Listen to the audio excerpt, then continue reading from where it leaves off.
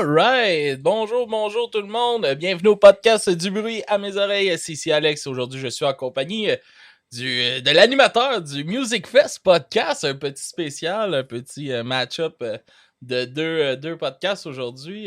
Frank, comment ça va, Frank? Yes, sir. Hey, ça va super bien. Merci beaucoup de m'avoir invité comme ça en co-host. Je suis très touché d'être pensé à moi pour vrai. Mais c'est cool, j'adore ça. J'adore. Ça m'a permis. Regarde, tu m'as dit ça ce matin, j'ai écouté du Edgar Bory toute la journée. Fait que, fait que je suis prêt. Yes, ben merci d'avoir accepté de venir faire ça avec moi. Man. J'ai tout le temps aimé ça à chaque fois qu'on a fait des affaires ensemble, ça a tout le temps été le fun. Fait que pourquoi pas ne pas continuer une fois de temps en temps. Hein? Mais oui, mais oui. Yes, fait Keep in qu'avec touch. avec nous autres, aujourd'hui, on a Edgar Bory. Enchanté, ça va bien? Allô, ça va très bien. Ça va très bien. Yes, je vais te laisser un peu en entrée de jeu nous dire de où que tu viens, de comment que tu as commencé à faire de la musique, puis tout ça. Puis après ça, on va vaguer sur la conversation. On a combien de temps? Je fais une longue histoire, une histoire On, courte. on a C'est autant de temps que tu veux, c'est ton podcast. c'est sûr C'est pas comme que à la radio.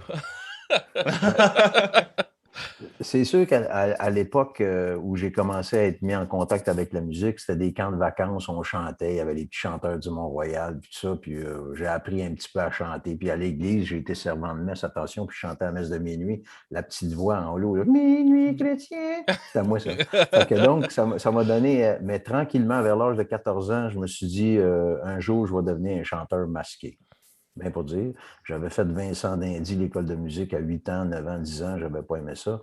Puis tranquillement, à l'âge seulement de 30 ans, j'ai décidé de sortir mes petites tunes puis de montrer ça à des amis comédiens, de Stéphane Côté, des chums que je connaissais avec qui je jouais au hockey le lundi soir. Puis je leur ai dit, y a-t-il quelqu'un qui peut chanter mes chansons? Et finalement, ils ont dit non, c'est toi qui vas y chanter. On a monté un groupe qui s'appelle le groupe Bory. Oui. Mais c'est sûr que moi, je viens d'une éducation où j'ai aimé le jazz, j'ai aimé Keith Jarrett, Weather Report, toutes des vieux bands, j'ai aimé le rock and roll, j'ai été élevé aux Beatles, puis un peu à la fin d'Elvis Presley, mais toute une espèce de musique pop, mais aussi beaucoup de musique des chanteurs français.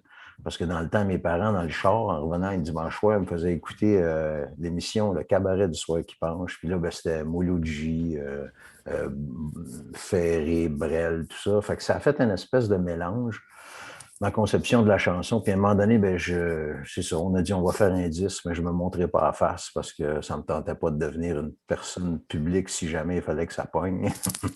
Et puis donc, on a fait des shows.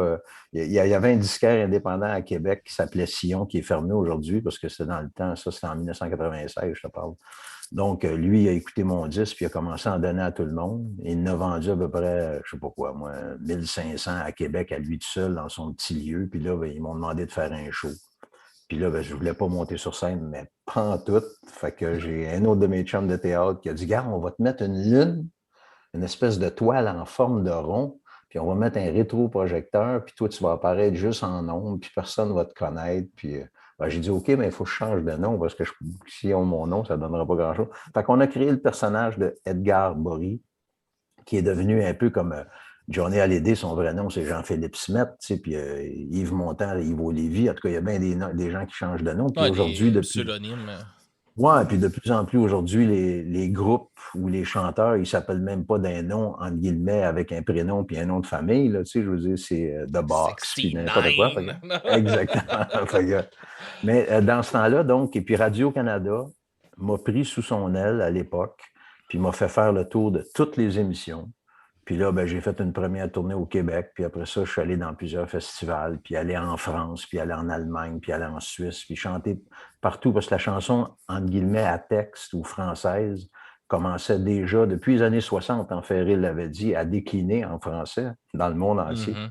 Mais là, on est dans un bas de cave, mais la poésie commence à repogner. Fait qu'il faut juste être patient. Tu sais, encore une vingtaine d'années, puis ça va peut-être revenir intéresser le grand monde. Peut-être, ouais, ouais. Mais, mais en fait, je l'ai fait parce que j'étais dans le monde professionnel pour gagner ma vie, puis tout ça. Puis à un moment donné, arrivé à 30 ans, je me suis dit, garde, si je ne me mets pas à écrire, puis si je ne mets pas un peu de musique là-dedans, je vais avoir l'impression d'être passé à côté, tu sais, de passer tout droit de ce qui me tenterait de faire. Fait que ça n'avait pas de bon sens non plus, mais j'avais un petit peu de sous de côté.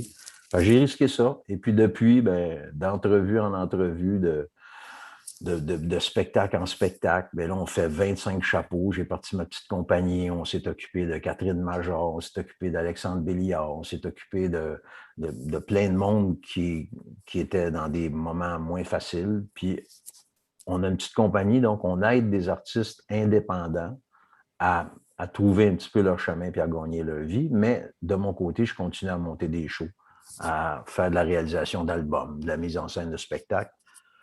Puis c'est ça. Fait qu'en gros, l'histoire, très vite, là, c'est ça. C'est intéressant. Dans le fait, c'est comment que t'as vécu ça la première fois que t'es parti à l'étranger, jouer de ta musique?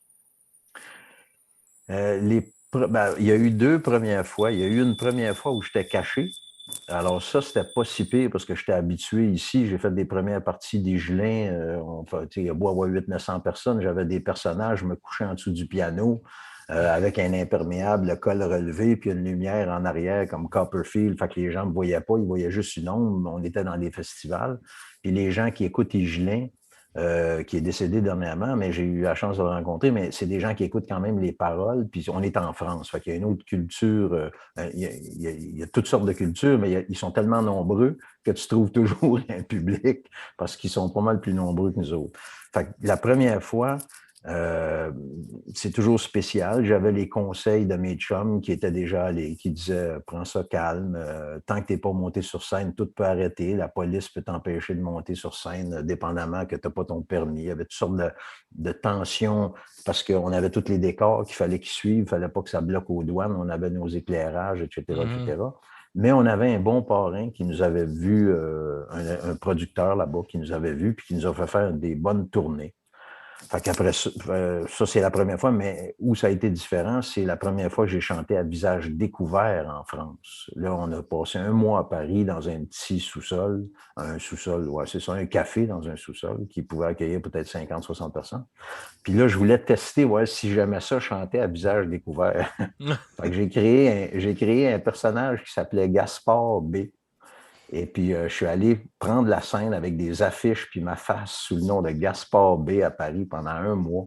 Et ça, j'ai filé mal en cibole pour toutes sortes de raisons. Mais je m'en suis sorti en disant, au Québec, cher Français, il y a un gars que s'il vous chantait cette chanson-là, il vous la chanterait de cette façon-là. Je faisais changer l'éclairage, je me tournais le dos. Puis je disais, ce gars-là, il s'appelle Edgar Bory, puis vous devriez le surveiller parce que un jour. Et donc, mais à chaque soir, je sortais de scène, puis je me disais, sacrément de métier de malade mental. Ça ne me tente pas pantoute de faire ça. Je passais toutes mes journées à attendre le soir, assis dans le sofa, à me dire, ouais, puis là, il va y avoir du monde, puis on va se tromper, puis les musiciens vont être là, parce que les musiciens, ils portaient dans le bon vin rouge aussi, fait qu'on avait du fun. Mais le vin est bon en Europe. Ben oui, puis il n'est pas cher. Pas cher. C'est sûr. Fait que, donc, il y a eu des moments différents, mais des moments extraordinaires quand même s'il y a eu cette tension-là. Puis c'est seulement quelques années après qu'en revenant au Québec, j'ai décidé à Chicoutimi, à Jonquière plus exactement, au Café Côte-Écoute. Je faisais toujours 2 soirs par année, là. C'était toujours plein. Puis on avait un show où on était 11 sur scène, puis tout le monde avait un masque comme un comédien de l'arte. Puis tout le monde enlevait son masque au fil du show en chantant des chansons à ma place. Puis moi, je chantais.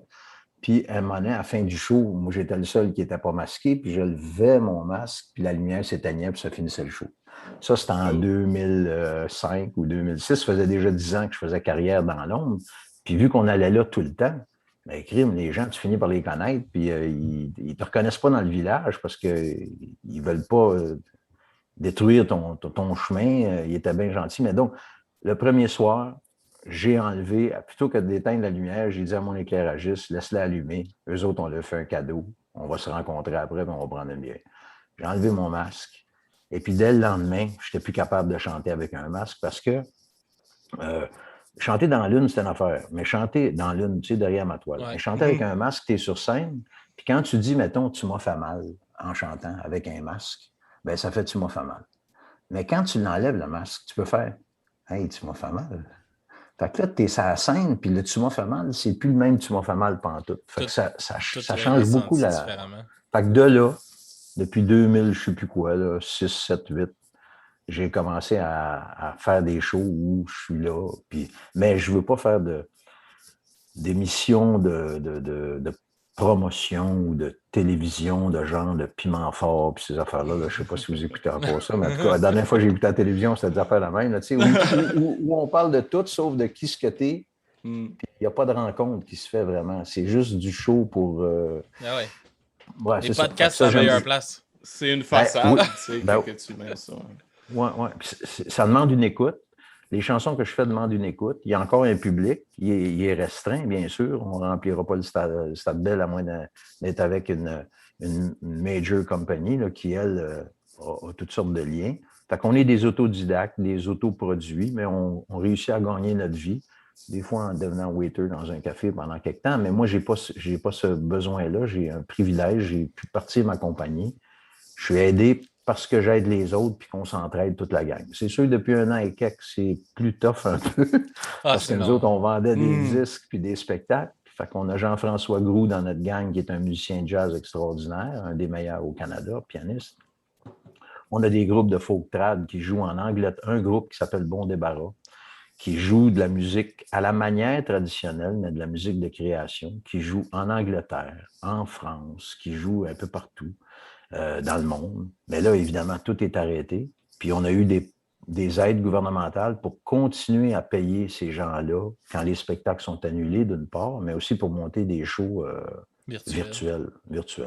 Mais tout le monde s'ennuie à quelque part. Là, tu veux dire, c'est-à-dire qu'ils s'ennuient. Ils sont bien contents de travailler, mais il n'y a pas de retour direct du public. C'est plus complexe, c'est moins motivant. T'en as-tu fait un show virtuel? Moi, je n'ai pas voulu en faire, non. Non. J'ai fait un film avec mon show, par exemple. J'ai fait un long métrage. Oui, c'est ça. Tu as fait un sociofinancement là, avec. C'est pour le film de Garneau-Boris, c'est ça que tu parles? Oui, c'est ça. Ben, il manquait 20 000. On avait oublié dans le calcul que dans la soumission du monteur, il y avait le prix du studio, mais il n'avait pas mis son salaire. Puis un monteur, ça coûte 500$ par jour, puis ça prenait 8 semaines. Fait que ça fait une idée comment ça coûte. Ça coûte 20 000. Fait que, je ne l'avais pas. Puis je n'avais pas l'argent pour monter un film non plus, mais grâce aux subventions salariales et que j'ai une compagnie, j'ai pu engager le réalisateur à 75% de son salaire, le monteur, etc., tout ça. Donc, on a fini par s'en sortir dans les circonstances pour souder, pour tout le temps, un show de théâtre, chanson exceptionnel. Ce sont les mots de Michel Garneau, qui est un poète de chez nous, un poète québécois qui prend la poésie par le cœur. C'est des mots qu'on peut comprendre tout le monde. C'est pas de la poésie flyée avec des onomatopées. Puis, non, ça a un sens, ça va toucher l'être. Puis donc, on a monté un show avec un metteur en scène français en France qui m'a enlevé tous les problèmes de trac ou d'ennui avant un show, ou toute la période qui attend le show. J'ai aucun problème. Je vis comme vous autres avant de partir le podcast. Vous respirez par le nez. Moi, je ne respirais plus avant un show. Fait que là, je respire. Je suis heureux de monter sur scène. J'en ai pas besoin. Mais on a fait un film parce qu'il fallait souder en hommage à Michel Garneau, qui a 81 ans aujourd'hui. Je voulais laisser une trace. Ce gars-là, il a été à la base de la première nuit de la poésie en 1970 au Théâtre du Jésus, où ils attendaient qu'il n'y aurait pas de monde dans la salle. La salle avait 800 places dans le temps. Ils ont eu 4800 personnes qui sont venues se refouler à la porte en plein mois de mars, fret dehors. Ils ont mis des haut-parleurs dehors. Donc, c'est Michel Garneau-là, avec Gaston Miron, avec ceux qui connaissent un peu la poésie, là, avec aussi Michel Rossignol, des gens du métier de la poésie. Dans ce temps-là, la poésie, elle vivait dans les cafés, elle vivait partout, un peu comme le slam puis le rap peut le faire aujourd'hui. Mais avec une moins lié, là, moins collier en or, puis moins américanisé. Mais donc, moins Michel Garneau. Ben, oui, parce qu'à un moment donné, ça devient une facture. Puis ce qu'il y a dedans, tu ne le regardes plus, tu regardes le package. Puis... Mais reste quand même que tout ça, ça a tout de la valeur. Pour moi, j'ai été 15 ans comme déformateur au Festival de Petite-Vallée. Dire aux gens, regarde, une chanson, là, c'est pas 8 pieds, puis 2 couplets, puis un refrain. Là. Qu'est-ce que tu as envie de faire? Puis donc, si tu veux t'accompagner de musique électronique ou ben non d'oiseaux qui se battent ou ben non de n'importe quoi, qu'est-ce que tu as comme idée, puis fais-les.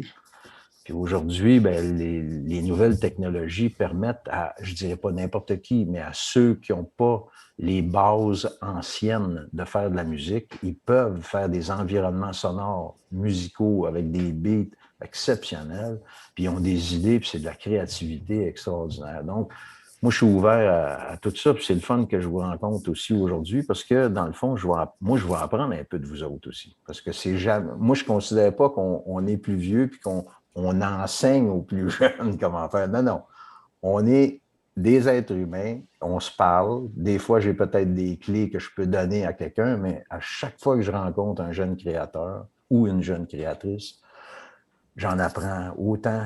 En tout cas, ça clique ou ça clique pas, mais quand ça clique, c'est parfait. On sort de là, tout le monde content, puis le métier est assez difficile, c'est bol que...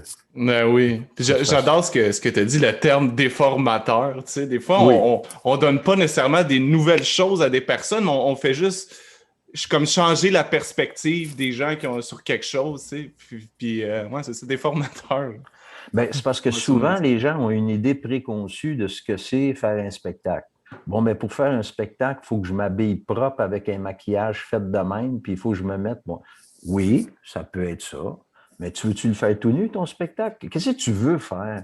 Qu'est-ce que tu veux vraiment dire? Puis là, ouais, mais là, je ne peux pas dire ça parce que c'est pas un beau mot. Il y a des gens qui sont coincés dans une éducation qu'il faut défaire. C'est de ne pas bloquer sa créativité. C'est ça, c'est ça. Puis pas non plus penser que tu as tout génial. Je veux dire, l'important, c'est d'avancer, puis t'apprends. Puis, tu sais, un gars comme Brel, Jacques Brel, qui a été un chanteur extraordinaire, il s'est fait dire pendant 7 ans de temps, lâche ça, t'as pas de talent. Tu sais. Parce qu'effectivement, il n'était pas rendu à la bonne place. Donc, il a continué à apprendre. Puis, à un moment donné, sa carrière a duré juste 7 ans. Puis, à 49 ans, il était enterré. Mais il a été connu dans le monde entier à son époque. On en parle encore un peu aujourd'hui. Mais ça, c'est le genre de chanson qui m'a marqué, moi, d'un certain côté. Puis, un Plume la traverse de son époque. Fait que j'ai été élevé avec un peu toutes sortes de musique autour de moi. Puis je suis plus un auteur, entre guillemets, un poète qu'un musicien. Mais je suis un musicien pareil. J'ai mon studio, j'enregistre toutes mes maquettes. Après ça, je vais chercher des musiciens exceptionnels. Mais ça, c'est des rencontres, c'est du travail. Puis à chaque fois qu'on recommence un nouvel album, on fait quelque chose de neuf. Je ne veux pas faire le même album 25 fois. Quoique des fois, il y a 2-3 albums qui se suivent qui peuvent être un peu dans la même affaire. Dans le vibe, hein. Mais j'ai toujours fait des affaires éclatées. Une toune jazz, une toune reggae, quoique la musique... J'ai même fait, on entendra peut-être tantôt, là, mais une espèce de rock avec mes amis de l'époque. Ça allait avec les gens qu'on rencontre, tu sais. Je partage plus que d'imposer ce que je veux faire. Qu'est-ce que tu peux amener dans Qu'est-ce qu'on peut qu'on créer fait là ensemble? Aujourd'hui? Ouais. Hey, moi, j'aimerais ça qu'on fasse un rock and roll. Ah ouais, let's go. C'est quoi ton rock and roll? Ben non. Tu sais, alors, c'est sûr que tu sais, je parlais de Philippe Braque tantôt. Je disais, j'ai eu la chance de travailler avec lui parce qu'on montait un spectacle, puis il était un bon porteur, un bon interprète des tunes des colocs de Dédé Fortin. Et puis, c'est comme ça que je l'ai rencontré. Mais après ça, il a tout de suite manifesté son intention de vouloir s'en aller dans sa couleur à lui. Puis j'ai dit, ah ouais, let's go. Tu sais, j'étais content de voir que son but, c'était pas de devenir hyper connu ou de faire de l'argent. Parce que malheureusement, c'est tout ce qu'on a dans la tête aujourd'hui. C'est les 3 zéros de plus dans ton compte de banque. C'est tout ça que les jeunes... Si c'est ça que tu veux, tu passes par le chemin rude en allant dans la musique. Là. Ben, tu vas te faire mal. Tu vas te faire mal. Si tu fais ça par besoin fondamental, mais souvent, malheureusement, beaucoup de gens, quand je leur pose la question, parce que j'en donne des ateliers de déformation, là, je dis, pourquoi tu veux faire ça? Et souvent, chez les plus jeunes un peu, les 14-15 ans, ils vont me dire, ben moi, je veux devenir connu. Ouais, une vedette. Il y en a beaucoup qui disent ça? Énormément. Ah ouais? Oui, parce que c'est une culture du moi aujourd'hui. C'est pas une culture du nous. Moi, j'ai été élevé dans les années 68. Fait qu'à 68, j'ai 14 ans, puis je sac mon camp du collège, puis on est tout le monde ensemble, et on va changer le monde. Puis en l'an 2000, on va se promener dans des habits d'aluminium, puis personne ne va travailler. Fait qu'on est là-dedans, nous autres, tu sais. Mais c'est toute la gang, c'est Woodstock, c'est des centaines de milliers de personnes dans la boîte. Écoute, ton Rockfest dont tu parlais, là, multiplie-les par 25. Ah ouais. Puis bon, ça partait de partout aux États-Unis, puis c'était des années qu'il y avait... En tout cas, voilà. Et aujourd'hui, avec tout le système, fait qu'on isole l'individu pour créer sa force à lui unique, mais on essaye de le dissocier du groupe. Quoique les jeunes m'ont surpris en sacrament avec les petits carrés rouges quand ça a décidé de commencer à jouer des casseroles dehors. Là. Mm-hmm. Et j'ai écrit une toune là-dessus d'ailleurs.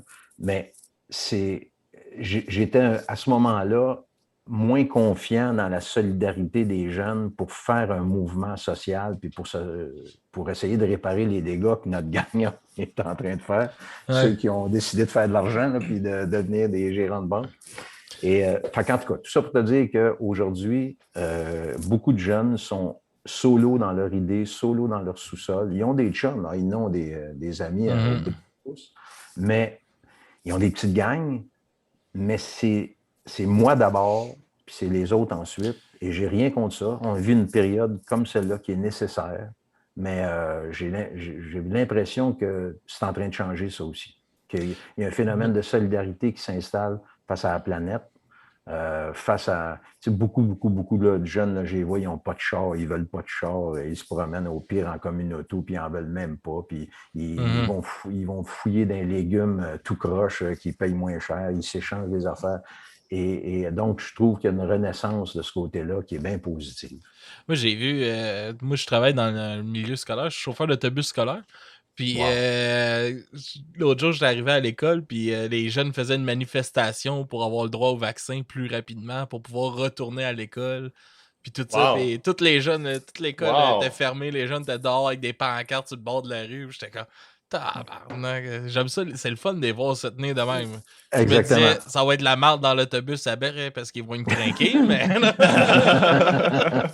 Ben, c'est en plein ça le phénomène que moi j'ai ressenti. Ça m'a remis du baume sur le cœur. Puis je me suis dit, garde, ils sont capables, ils vont s'en sortir. Comme nous autres, quand on est arrivés, tout changeait, moi en tout cas. Puis on s'en est sorti. Mais là, c'est sûr qu'il y a une urgence là, qui arrive. Là, on s'en va dans une espèce de mur, puis il faut réagir. Mais je les vois. Puis un changement, ça ne se fait pas d'une année à l'autre, ça ne se fait pas en un an. Mais là, il y a une mobilisation qui s'installe un peu plus profonde. Puis j'espère juste que quand ils vont arriver à 30-35 ans, ils ne s'en iront pas juste vouloir gagner de l'argent puis avoir leur piscine puis leur montre à Rolex. Parce que malheureusement, ça aussi, ça se passe dans... Tu sais, à un moment donné, tu ne peux pas te battre tout le temps. Ben oui, tu peux te battre tout le temps, mais il y en a beaucoup qui lâchent en cours de route. Ben, c'est ça qui s'est passé, selon toi, tu sais, mettons, dans les années 60, tout ce que... C'était vraiment fort, ce mouvement-là aussi, tu sais, de faire attention à la planète. Les gens ont vieilli, puis ils ont laissé tasser un petit peu ça. C'est ça qui s'est passé. Oui, ben c'est sûr, parce qu'à un moment donné, tu te fais une raison. Tu sais, qui c'est qui disait, je me souviens plus, là, mais si t'es pas de gauche quand t'es jeune, t'es pas un jeune dans ta gang, puis si t'es pas au centre en politique quand t'as entre 20 et 40 ans, y a pas ça se peut pas non plus. Puis si t'es pas à droite quand t'arrives passer 50, ou au centre droit, à tout le monde, tu sais, dire c'est l'argent, puis c'est la stabilité, puis c'est la grosse maison, puis c'est la famille. Puis ça, non. Alors, beaucoup de gens que j'ai connus, Pierre Elliott Trudeau, notre ex-premier ministre du Canada, était un gars quasiment d'un parti communiste. Au collège où je suis allé, moi, je suis passé bien après lui, mais c'était un gars de gauche qui se tenait d'un syndicat, puis finalement, il a fini premier ministre du Canada. Tu sais, alors, il y en a beaucoup. On ne peut pas non plus leur jeter la pierre. Puis dans tous ces baby boomers-là, ils ont tous pris la place. Moi, je suis juste après eux autres. Ils ont tous pris la place. Puis là, ben, écoute, moi aussi, je les ai jetés les bières par ma fenêtre, puis des paquets de cigarettes vides, puis on conduisait bien sous avec pas de ceinture de sécurité. Donc, il y avait une conscience qu'on n'avait pas non plus. Ça n'existait pas, ça, aujourd'hui.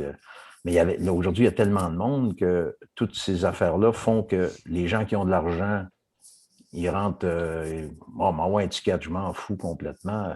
Donc, il y a ces gens-là qui ont eu la chance d'avoir des bonnes positions, eux, ils se sont virés vers, moi, c'est moi qui compte. Tu sais, je me signe un contrat de 3 ans avec Hydro-Québec, 500 000 par année, plus 400 000 de bonus, plus les ci, plus les ça. Puis au bout de 5 ans, je suis retiré à vie.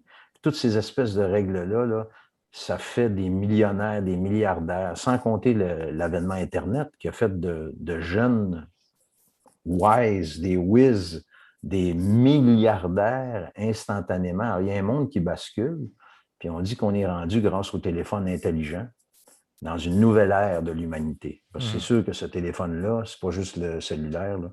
Ce téléphone-là, d'un certain côté, ça n'existait pas pour les plus vieux. Moi, j'en ai pas de cellulaire. Pas parce que je suis chanceux, j'ai une blonde, c'est mon. Elle adore, c'est elle qui gère ça. Non, mais c'est parce que quand tu as besoin de t'asseoir et d'avoir la paix un peu, autant l'ordinateur, je suis obligé de le fermer, tout ça. Donc, on est dans un monde qui change tellement vite. Nous autres, à un moment donné, on vient essouffler. Mais les petits jeunes, là, puis même les bébés, c'est un cibole à 2 ans. Ils vont me battre au Nintendo, n'importe où. Ils viennent avec des pouces. Moi, ma jeune, ma petite, elle a 8 mois. Pas 8 mois, c'est ça, elle a 11 mois. Puis, ma blonde vient de me lancer un regard. Non, mais écoute, c'est la vérité. Il faut dire la vérité. Ouais. Puis, elle prend déjà nos cellulaires, puis elle est déjà capable de l'ouvrir. Je sais, ben oui. C'est que, ben, là, non, là, je veux pas que tu sois accro à ça, à 11 mois, là. Non, mais ça demande une vigilance, mais d'un autre côté, il faut s'ajuster à ça aussi.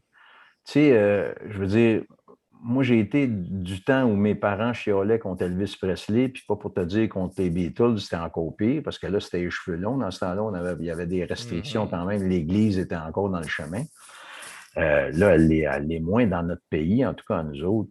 Mais c'est sûr qu'il faut pas regarder moi, en tout cas, je me dis, et ça n'engage que moi, faut pas que je regarde les générations qui suivent et qui sont les maîtres de demain comme s'ils sont des tout croches. Il y a du tout croche partout, mais j'ai une pleine confiance et il faut s'ajuster. La capacité de s'ajuster, c'est ce qui devrait être enseigné dans les écoles aujourd'hui. Ça ne donne plus rien d'enseigner la géographie et de savoir comment il y a de monde en République dominicaine. S'ils se posent la question, c'est ça. Non, mais je veux dire, ça donne quoi d'apprendre ça d'une certaine façon?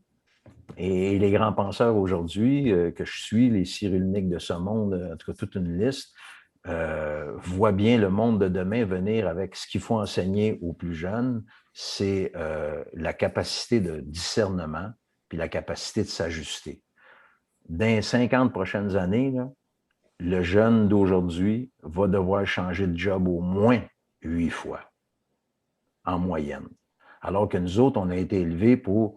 Moi, je suivais la génération qui faisait « suis la job de ton père ». Mais moi, j'étais dans la génération où on pouvait s'en aller ailleurs, c'était effrayant, et s'en aller dans le théâtre, et pas faire son cours classique, ça n'avait pas de bon sens. Et puis donc, on se faisait tirer des roches, mais au moins, on s'enlignait là-dedans. Puis tous ceux de ma gang qui ont fait du théâtre, sont encore là-dedans pour la plupart. Il y en a qui ont changé, mais le jeune aujourd'hui, celui qui commence dans la vie, s'il est spécialisé en technicien d'électronique ou de n'importe quoi, ou chauffeur de boss, écoute, dans 8 ans, là, des boss, ils vont tous être chauffés tout seuls. Ah ouais. Là, juste là, on doit avoir, à chaque année, là, il faut qu'il rajoute, quand il ajoute des nouveaux autobus, il faut que 70% des autobus soient électriques. Mm-hmm. Puis ça, je pense à ça, là, comme là, aujourd'hui, là, je l'ai pris, là, on en a une en ce moment, là, ma job, là, puis je l'ai pris, puis c'est à 100 km d'autonomie. C'est que, Chris, il va falloir qu'on achète en esti des autobus électriques. Là. Ouais, mais c'est pour l'instant, mais moi, je vais plus loin que ça. C'est les autobus qui sont conduits par un ordinateur. Ah, ça va s'en venir. Les chars, c'est déjà là. Ça. Ben oui, les chars, c'est déjà Tesla, là. Les taxis, le chauffeur de taxi dans 10 ans, là, avec ses licences, là, oublie ça. Puis dans 20 ans, là, chauffer un char, tu vas être considéré comme un danger sur la route, criminel. Tu n'auras plus le droit de chauffer. Mais bon, tout ça, c'est ce qu'on prévoit. Ça ne veut pas dire que ça va arriver, mais c'est sûr que c'est déjà là. Ils ont déjà fait traverser un truck bord à bord du Canada, pas de chauffeur, juste par le GPS puis tout ça. Puis c'est sûr qu'il va y avoir des accidents encore, mais très peu. Ils vont diminuer de 95% quand tout le monde va être de même. Mais tout ça pour te dire qu'il y a un changement énorme qui s'en vient à tous les niveaux. Puis là, ben, c'est l'intelligence artificielle qui nous guette, là, parce qu'elle pense pour nous autres pas mal plus qu'on pense. Ouais. Mais tu sais, on parle de ça vite fait. Tu sais, comme en agriculture aussi, c'est de même. Là, les tracteurs là, sont tous Oui. contrôlés par GPS. Moi, mon ancienne Exact. belle famille, là, les autres, ils s'enlignaient là-dessus. Là. Ils commençaient à checker pour s'acheter des GPS pour que les trucks, ils font le premier tour, puis après ça, ils laissent ça aller, puis ça C'est finit le ça. champ. Là. Oui, mais ça, il faut s'ajuster à ça. Mhm. Quand même, tu veux sortir là, comme les Amish, ta charrue puis ton bœuf, puis dire, moi, il va produire. Là. Dans un monde comme aujourd'hui, là, tu vas vendre tu vas produire 10 poches, puis tu vas y vendre 8 piastres la poche, alors que l'autre, malheureusement ou heureusement, mais il en produit 100 000 poches à 8 piastres la poche. Fait que lui, c'est ça. lui, il est Ouais. capable. Mais ça n'a pas de sens en même temps à cause de tout le gaspillage. Donc, il y a un ajustement. La pandémie nous a permis, selon moi, à revenir à une réalité où on aide plus le producteur local, on a plus conscience. Et il y a quelque chose qui se passe, même chez les plus vieux qui étaient assis sur le cul, excusez le terme, mais qui étaient assis, puis moi je suis rendu, puis j'ai plus rien, puis qui mangent la merde ceux qui suivent. Là.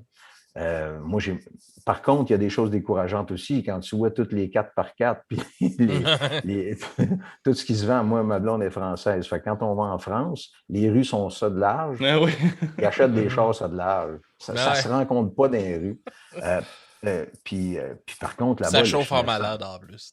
Oui, mais l'essence est chère. Oui, mais en Allemagne, ils savent chauffer. Ouais, Il y a encore une autobahn en Allemagne. Il n'y a pas de limite de vitesse. Là, ceux qui achètent des Ferrari, ils se lâchent lousse. Ici, le gars qui achète une Ferrari, il fume une coupe de pas. cigarette avant de passer l'autre gate. Là. Oui.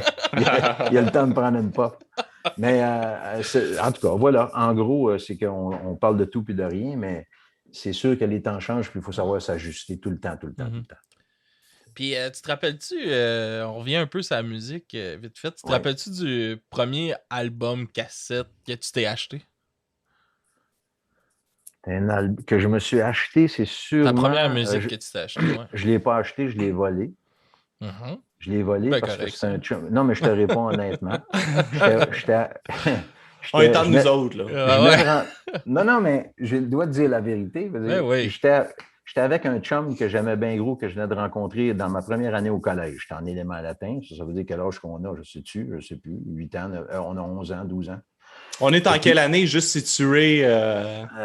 On doit être en 1963, 64, dans ces années-là. Okay. C'est les Beatles qui commencent, Beatlemania, puis ces affaires-là. Là. Les années, moi, je ne suis pas bien bon là-dedans. J'ai un côté autiste là-dedans, je suis mélangé un peu. Mais tout ça pour te dire que je me souviens très bien, je ne le nommerai pas, mais il me dit, viens-t'en, on va s'en aller au magasin de musique. Puis il dit, toi, tu vas parler au gars, puis pendant ce temps-là, on m'a ramassé 2, 3, 45 tours. Tu sais. Fait que là, t'es jeune, tu fais, ah oui, donc, je suis capable de ça se cache bien dans un manteau, un 45 tours. Ben, dans le temps, écoute, il n'y avait pas des caméras partout, etc. Fait que donc, le premier disque, c'est probablement un 45 tours des Beatles avant que ça devienne Apple. Je me souviens encore de l'étiquette, c'était jaune, mais je ne me souviens plus du titre. C'était une affaire comme She Loves You, quelque chose comme ça. Donc, on était bien fiers d'avoir ça puis de mettre ça sur notre tourne-disque, même si on n'avait pas la petite pine dans le milieu puis ça roulait un peu carré. She loves you, yeah, she loves you. Yeah. On aimait ça en maudit. C'était bon. Mais le premier disque que j'ai peut-être vraiment acheté, écoute, moi, je n'ai pas été un gros consommateur de disques parce que j'avais des frères avant moi qui en achetaient un maudit paquet. Fait que, il y avait tous les disques d'Elvis, il y avait les disques de Ferré, il y avait toutes sortes de disques. Fait que moi, je me souviens peut-être que le premier que je suis allé acheter, c'était un disque de Robert Charlebois. Je pense que j'ai acheté Lindbergh, l'espèce de disque jaune-orange. Je ne sais pas si ça s'appelle Lindbergh encore. Ou c'était presque Amérique avec son casque d'armée.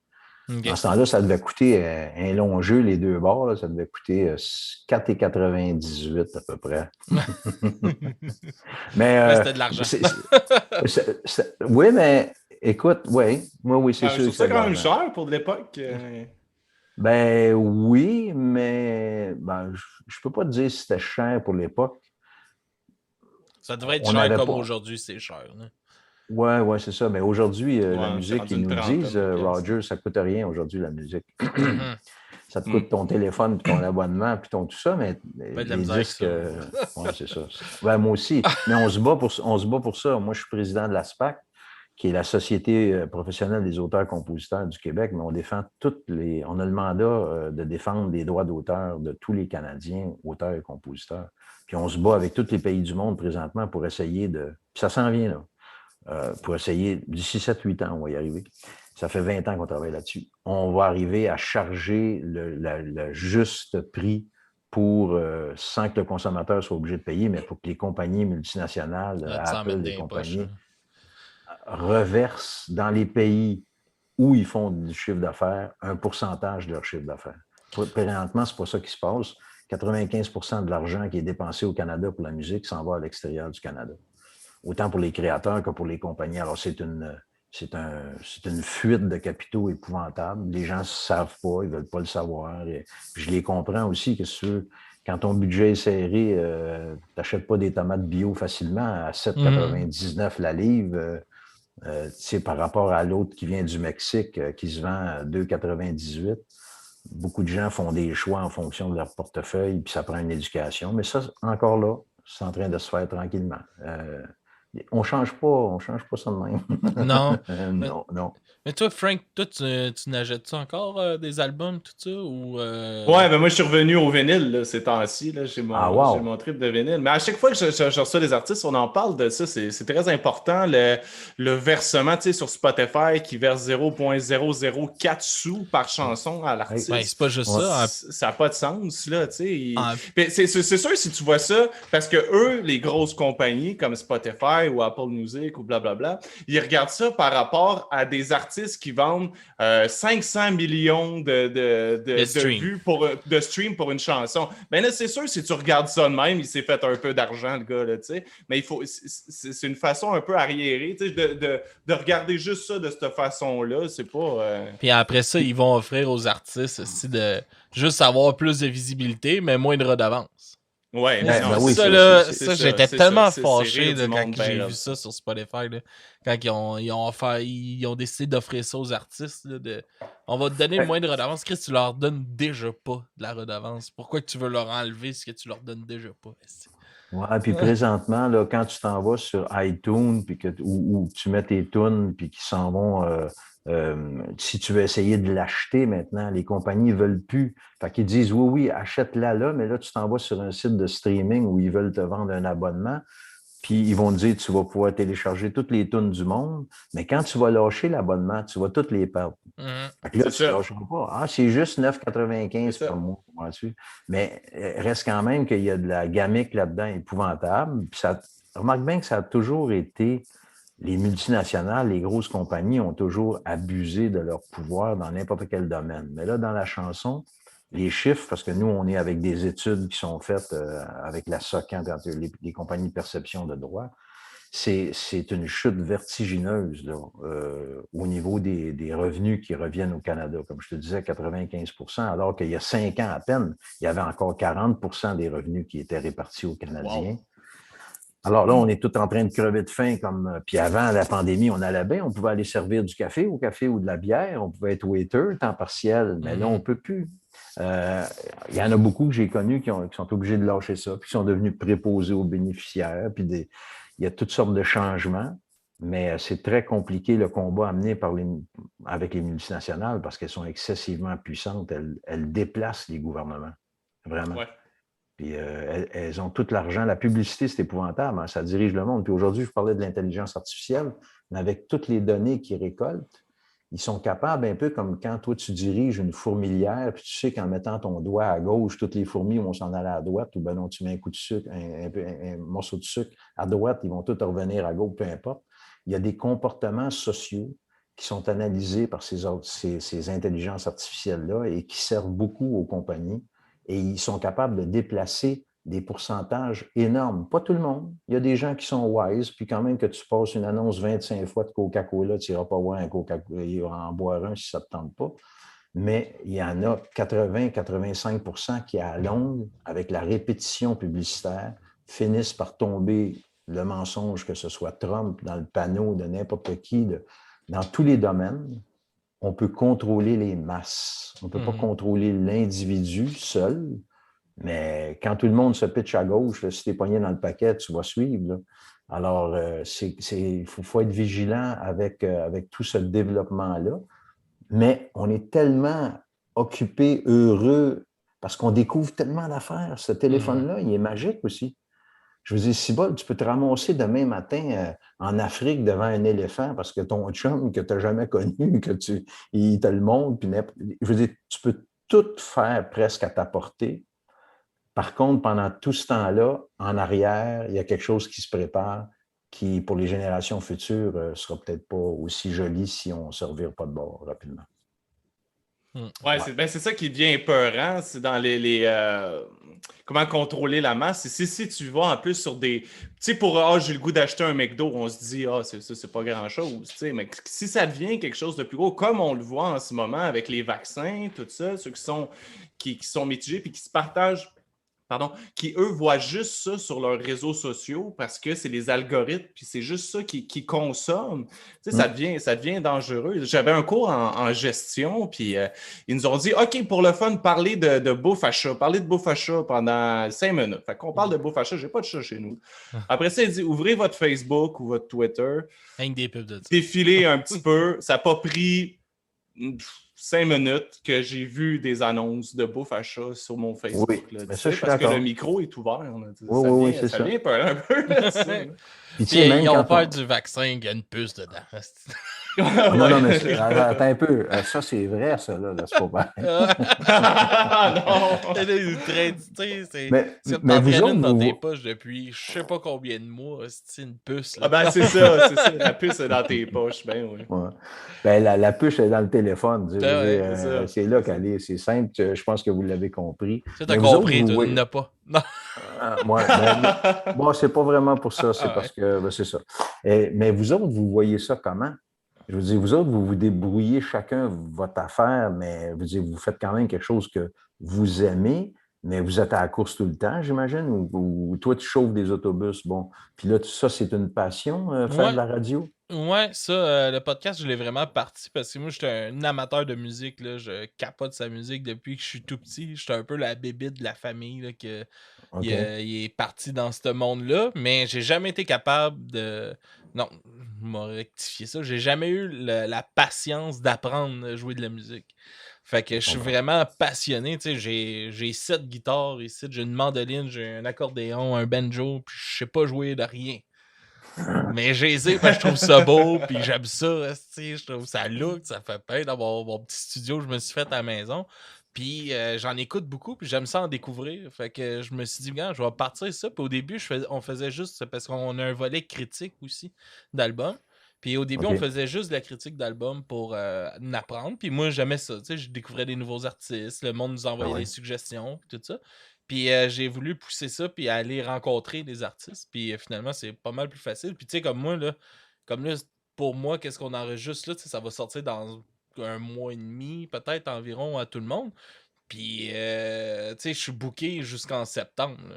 Fait que, non, mais c'est génial. Tu sais, moi, je suis pas stressé avec ça. Mes affaires, ça va bien. Puis, les mardis, habituellement, c'est les mardis, là, je vais enregistrer. J'ai un épisode par semaine que j'enregistre. Puis, je mets ça sur Internet. Ça fait 3 ans, là, environ. Wow.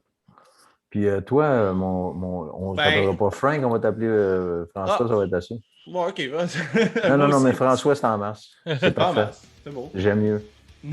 Moi aussi, j'étais un gros tripeux de musique. J'ai commencé ça, moi, un petit peu après Alexandre, c'est plus beau, c'est vrai. J'ai commencé ça un petit peu après lui. Puis j'ai eu comme une pause. Tu sais, ma trentaine arrivait. Là, je viens d'avoir 30 ans. Fait que ça fait 2 ans. Puis je me suis dit, moi, je suis musicien, ça fait longtemps. Puis j'ai le goût de créer quelque chose. J'ai le goût de faire d'autres choses que ma job.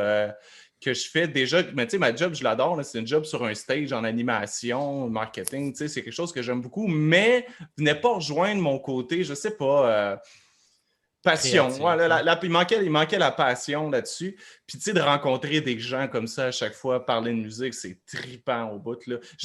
Pour être franc, j'aimais mieux parce que je me suis fait un petit studio chez nous, j'aime mieux recevoir les gens encore plus humain. Je trouve qu'on peut avoir une vraie conversation, on se prendre une petite bière, un café, n'importe quoi. Puis là, ça devient... Là, on recommence. Non, j'ai hâte. Moi aussi, j'ai hâte que ça recommence. En attendant, la technologie nous permet de continuer quand même nos choses, ce qui est exceptionnel. semaine, là, ce qui est quand même très cool. Mais c'est ça, la passion de la musique nous garde là-dedans constamment. Là. Ah, c'est sûr que la rencontre, mais qu'est-ce qui t'a amené plus vers je veux dire, le genre de musique métal ou je ne sais pas exactement, là, Moi, parce que le Music Fest, vous êtes dans des mondes différents, vous autres. Là. Toi, tu es allé au Rock Fest. Tu me disais que c'était une passion pour toi. Je veux dire, il y a. Moi, j'ai vraiment rentré dans ce genre de musique-là avec ma soeur. Moi, j'ai 8 ans de différence avec ma soeur. OK. Fait que j'avais 4 ans, moi, je découvrais Bérurier Noir, qui est un punk de France, super engagé.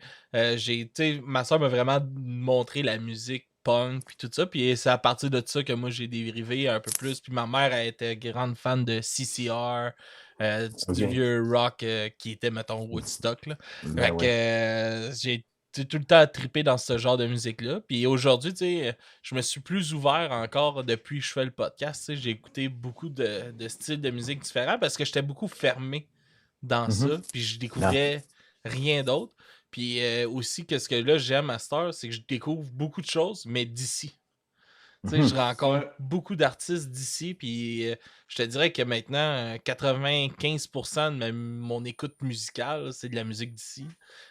Puis pas juste du punk, il va y avoir du rap. J'écoutais zéro rap avant, c'est de quoi qui me rejoignait pas du tout. Puis là, à cette heure, je trouve plein de trucs connexes avec le punk dans le rap plus engagé. Puis là, même quand j'ai fait avec le directeur artistique du festival de musique classique, je me suis mis à écouter, j'ai été 2 mois à écouter du classique.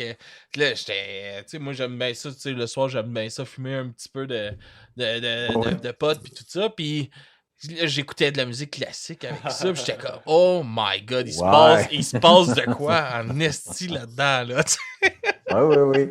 Puis ce qui est cool, Alexandre, en plus, c'est que tu fais écouter ça à tes jeunes ouais, moi, dans je me force tout le temps à faire comme toi, j'ai mis ta musique dans mon autobus aujourd'hui. Je me force à leur faire découvrir de la nouvelle musique parce que je trouve aussi qu'ils sont fermés dans leur musique sur TikTok puis leur musique sur Instagram. Puis ils écoutent tout le même genre de musique électronique. Puis on dirait qu'ils s'ouvrent plus à rien. Puis j'essaie, en tout cas, les jeunes dans mon autobus, ceux-là qui n'ont pas d'écouteurs, ben au moins ils découvrent de la musique d'ici, puis de la musique différente. Puis j'aime les voir réagir à ça aussi. Moi, je pense que ce qui compte, c'est la différence, c'est la diversité. Mm-hmm. Si je veux dire, un coup ils auront écouté tout, à un moment donné, ils vont peut-être retourner à des affaires. Mais là, c'est les amis, c'est hey, ils écoutent ça, c'est écœurant, ils écoutent ça 3 fois, après ça, ils ne l'écoutent plus. Ils passent ça à l'Euro de chum parce qu'ils se font une certaine popularité à découvrir des choses que le groupe va partager. Mm-hmm. Mais je pense tu fais très bien ça. C'est exactement la découvrabilité des artistes d'ici. C'est notre quête à nous autres, le travail que je fais en parallèle de mon travail artistique. C'est de défendre ça, trouver comment on va vaincre les Apple de ce monde puis les iTunes de ce monde pour arriver à faire un portail. Il y a déjà Cube Musique puis Cube Radio qui a commencé un petit peu, mais c'est pas encore ça. Au moins avoir un endroit où tu as toutes sortes de genres musicaux, puis d'ici. Canada et États-Unis aussi, mais pas juste la vague des multinationales qui t'enterrent avec une gang mais c'est un combat, hein, fait que c'est le fun que vous fassiez ça. C'est aussi en dedans de nous, tu sais, c'est en nous de vouloir revenir toujours sur la musique qu'on écoute. Tu sais parce que, mettons, tu réécoutes des vieilles chansons que tu écoutais quand t'es jeune, mais ton corps dégage l'endorphine, ça t'enlève des stress, t'es quelque chose de familier.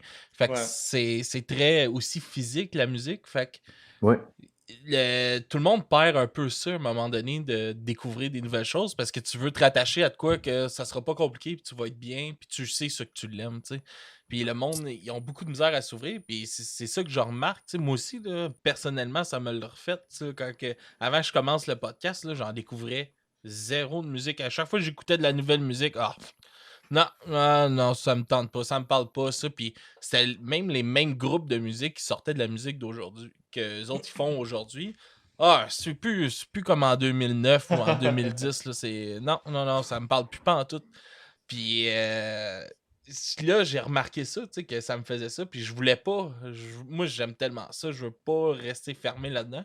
Fait que je me suis mis à me forcer à le faire, puis aujourd'hui, c'est rien que ça que je veux, là. Écrivez-moi, là, je reçois des artistes, là, tu sais, que j'avais jamais entendu leur nom. Ok, je vais checker, oui, donne-moi-les, puis envoie-moi un lien, je vais aller écouter, mais je te dis oui tout de suite, là, je te reçois, ça me fait plaisir, puis je vais découvrir ta musique à travers le podcast, puis tout ça. Mais justement, je parlais de l'intelligence artificielle, mais le comportement humain, c'est pas pour rien qu'ils reforment les vieux bands puis que les Rolling Stones reviennent encore. Dans le comportement humain, plus on vieillit, aujourd'hui on le sait avec l'imagerie de résonance magnétique fonctionnelle, ils voient ce qui marche dans ton cerveau. Là, ce que tu dis, on est bien, puis l'endorphine, puis tout ça. Par exemple, un restaurant. Avec les années, quand tu es jeune, il y a des affaires que tu n'aimes pas. À un moment donné, tu apprends à découvrir toutes sortes de goûts différents, toutes sortes de cuisines différentes. Mais quand tu arrives à 40, 50 ans ou même à 30 ans, à un moment donné, quand tu veux te faire plaisir, tu t'en vas pas toujours essayer de découvrir le fajitas espagnol au piment fort. Alors, un bon spag-amman. Voilà, exactement. Tu retournes vers ce que tu sais parce que le plaisir commence à partir du moment où tu t'en vas vers le stade pour écouter le band. Le plaisir, il commence avant même que tu achètes l'étiquette, le plaisir. Alors que quand tu ne connais pas, le plaisir, ben, il est peut-être pas là, puis ouais, puis tu es sûr que tu veux m'amener là, puis je sais pas, puis moi, tu gâcher ma soirée parce que le temps est précieux. Donc, tout l'humain doit se battre effectivement pour rester curieux puis vouloir découvrir. Alors ça fait partie des choses qu'il faut partager puis enseigner. Il faut essayer de casser les moules, mais laisser le droit à tout le monde de faire ce qu'il veut. Je veux dire, si tu veux écouter la même tune toute ta vie, c'est parfait. Puis si tu veux rester dans... Mais moi, j'aime bien ton attitude aussi Mais moi, c'est cet engouement-là, je n'ai pas connu ça, moi, l'espèce de musique punk ou, je dirais, heavy metal, parce que c'était dans des milieux qui ne m'allaient pas vraiment. Tu sais, j'étais plus dans le rock, puis le folk rock, puis ces affaires-là. Oui, ça a été de mon temps, mais après ça, moi aussi, je suis comme toi, j'essaie de découvrir grâce aux jeunes avec qui on donne des ateliers, on partage des affaires. Là, je fais sacrément. Il a fait une musique avec Mario Bros. Lui, il a coupé les basses fréquences, puis il a gardé juste le petit tout, tout, tout, tout, tout, tout, tout, tout, tout, tout, tout, tout, tout. Puis là-dessus, il s'est parti un beat qui n'est pas pantoute dans ce beat-là, que ça fait puis il n'a jamais fait de musique. Alors, dis-toi que toi qui n'as jamais fait de musique, tu peux faire de la musique aujourd'hui. Ah oui. Il suffit que tu te mettes sur ton ordinateur avec un logiciel, tu commences à gosser des affaires, puis à un moment donné, tu vas trouver quelque chose certain qui sera écouté par du monde ou non, mais tu vas triper. Tu vas triper. Aujourd'hui, tout le monde peut faire quelque chose en création musicale. Et c'est vers ça que je pousse les gens. Essaye de faire ce qui te fait triper. Essaye pas de faire ce qui va faire de toi une vedette, parce que ça, c'est... Imagine-toi, tu te fends le derrière pendant 2 ans de travail pour faire un album en disant « je vais le faire pour que ça pogne », puis là, ça pogne pas parce qu'il y a une pandémie ou n'importe quoi. Ouais. Ou comme, écoute, 99,9 albums sur 100 qui sont faits dans le monde ne pognent pas. Je veux dire, il y a des bonnes tunes. Puis aujourd'hui, les albums, ça se vend presque plus. C'est-à-dire, c'est des tunes uniques. Puis après ça, c'est tout le jeu de te mettre ces playlists puis de te faire mettre avec celui qui est écouté. Puis c'est toute une espèce de... Ça n'a rien à voir avec triper puis faire de la musique, là. Fait que vous autres, vous êtes à la bonne place. Si vous faites découvrir des tunes à du monde, puis si toi, tu continues à en faire, toi, tu en fais de la musique, par exemple, François. Oui. Moi, j'en fais, puis j'ai pour projet de me partir quelque chose, puis ça m'inspire tout le temps quand je reçois des gens. Ça me donne du guts. C'est pas facile, tu sais, se partir quelque chose. Ben non. Là, tu essaies de trouver des musiciens avec toi. C'est pas facile non plus. Qui peut, quand, quoi. Tout le monde a des vies occupées, tu sais. C'est pas tout le monde qui veut investir le même temps dans le projet non plus. Non, exact. Puis comme on dit tantôt, tu sais, toutes les grandes choses qui se sont passées dans ma vie, tu sais, que j'ai aimées, commence toujours avec une espèce d'inconfort. Puis c'est cet inconfort-là que je vis en ce moment.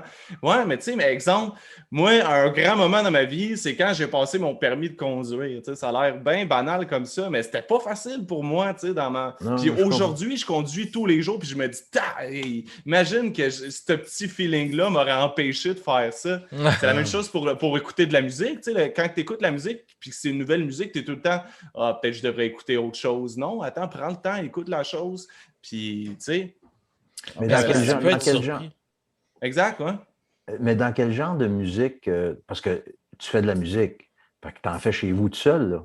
Ouais, c'est ça. Je compose de la musique. C'est un peu du folk rock. Moi, mes grosses bases sont rock and roll, tu sais, rock Ouais, and roll genre Kiss là, qu'on voit en ouais, arrière. ouais, Ou, Juste ouais, une ouais. petite tu sais, influence sur hein, un Kiss. petit influence. mais je pars de là avec beaucoup de Québécois des années 70. Surtout ces temps-ci, je suis beaucoup inspiré avec harmonium, des choses à guitare 12 cordes, tu sais. Ouais. Je me mets beaucoup là-dessus et j'aimerais développer mon côté musique à texte, comme tu fais un peu, Edgar, tu sais, d'essayer de trouver ma poésie, si on veut, Ben là-dedans. oui, je comprends, mais as-tu des maquettes? As-tu des petits bouts de fait? As-tu des quelque chose? Tu dis ça me prend des musiciens, mais tu as dû te monter des maquettes avec un logiciel où tu mets. J'ai monté des choses, mais c'est dans le temps que je faisais plus anglophone parce que je faisais plus rock, tu sais, puis je trouvais que ça se Ben prêtait oui, un en petit peu anglais. mieux, tu sais. Oui, Mhm. c'est ça, je trouve ça, je lève vraiment mon chapeau à ceux qui font du rock en français, puis que tu sais, ça sonne. Tu sais, Offenbach, Jerry Boulet, Ben oui. bravo, Ben parce oui, que oui, moi, oui. ça sonne pas comme ça, bandit. Non, je te comprends. Fait que c'est Mais ça, tu Ben j'en ai écoute, des baquettes, mais c'est des chansons plus rock. J'ai OK, pas encore OK. enregistré mes nouvelles. Fait qu'il faut que tu t'y remettes. C'est ça, C'est tout ta à fait. job. Moi, je te rappelle mettons, à la fin de l'été, puis je vais mettre ça dans mon carnet, là, puis il faut que tu aies au moins une coupe de tunes en maquette, au moins, que ce soit écoutable, puis je vais les entendre. OK, je me l'écris. Je le fais pour vrai. T'as un coup de pied Pour dans le vrai. Puis, cul, là. Là, j'ai pas le choix, là. c'est en Mais ça chinois. prend. Tu sais, pourquoi en français? Je veux dire, le français, ça peut être juste des onomatopées. La première affaire, je travaillais avec Pierre Flynn, puis lui, quand il écrit une tune, il fait sa mélodie, puis pour que ça sonne, il va faire, mettons, ce qu'on appelle du yogourt. Il va faire Faire des sons. bon, les sons. Puis après ça, la job, puis c'est exactement ce que Jerry Boulet faisait, parce que Michel Rivard m'a raconté à un moment donné qu'il se fait appeler, puis il avait besoin de finir une toune de Jerry Boulet, puis il fallait absolument qu'il finisse avec les sonorités du yogourt dans les mots. Tu sais, La femme d'or, là, Ouais. c'est Michel Rivard, je pense qu'il l'a écrit. Et puis, donc, si je ne me trompe pas de toune, parce que moi, des fois, ça se mélange un peu. Mais je suis pas mal sûr que c'est ça. Michel me l'a bien compté. Puis c'était Fait que c'était, tu sais, ça a fini avec, je sais pas quoi, oui, la femme d'or au goût d'orchidée. Ouais, ouais. Alors, ça prend les pieds. Donc, des fois, tu peux te lâcher lousse à triper gratis juste en mettant des onomatopées. Puis après ça, tu te mettras à travailler, puis tu Ouais. pourras peut-être trouver des collaborateurs à qui t'envoyer ça par Internet, puis qui vont te revenir avec des mots qui vont fitter sur ton. Puis à un moment donné, ça va t'apprendre. Mais en tout cas, je n'ai pas à te désapprendre comment faire, je veux juste que tu t'y Ouais. mettes. Parce que les années passent, puis et il faut s'y mettre à un moment donné. Fait que si tu as un petit inconfort, comme tu me dis, moi, j'y vois là un signe que c'est le temps que peut-être, on ne sait jamais, je te force de rien, tu vas bien suivre.